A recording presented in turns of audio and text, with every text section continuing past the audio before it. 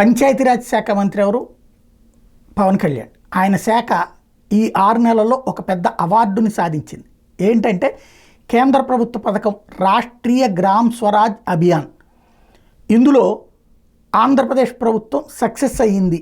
ఏంటి ఈ పథకం స్పెషల్ అంటే ఏదైతే గతంలో నుంచి ఇప్పుడు ముందుకు వచ్చింది విషయం ఏంటయ్యా అంటే కేంద్రం నుంచి సంబంధించినటువంటి పథకాలు కానీ ఇతరత్ర వ్యవహారాల్లో పంచాయతీరాజ్ శాఖకి సంబంధించినటువంటి పనులని ఇది కొత్తగా అప్డేటెడ్ టెక్నాలజీ మీద ట్రైనింగ్ ఇవ్వడం, ప్రజాప్రతినిధులకి, స్థానిక సంస్థల ప్రజాప్రతినిధులు, పంచాయతీరాజ్ శాఖ ఉద్యోగులకి ఇద్దరికి కూడా శిక్షణ ఇవ్వాలి.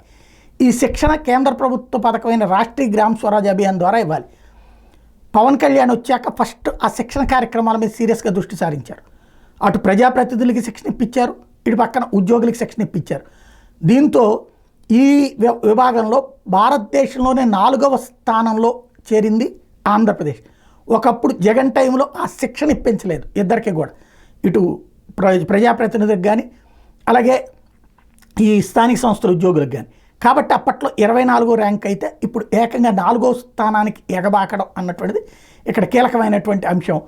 ఓవరాల్గా ఆర్జీఎస్ఏ అనే ఈ పథకం ఏదైతే రాష్ట్రీయ గ్రామ్ స్వరాజ్ అభియాన్ కింద 136,000 మందికి శిక్షణ ఇప్పించారు. ఇది ఉద్యోగులకు సంబంధించి 3 లక్షల మంది ప్రజాప్రతినిధులకి అలాగే పంచాయతీరాజ్ ఉద్యోగులకి శిక్షణ ఇచ్చేందుకు లక్ష్యాలు నిర్దేశిస్తే ఏడాది జూలై నుంచి నవంబర్ దాకా 136,000 మందికి, ఆ తర్వాత 1,04,000 మందికి స్థానికంగా సుస్థిరాభివృద్ధి లక్ష్యాల కోసం ప్రణాళికలు రూపొందించే విధంగా ట్రైనింగ్లు ఇచ్చారు. అందుమూలంగా ఈ అవార్డు దక్కింది. పవన్ కళ్యాణ్ శాఖ ఫస్ట్ విన్ అయిందని చెప్పాలి.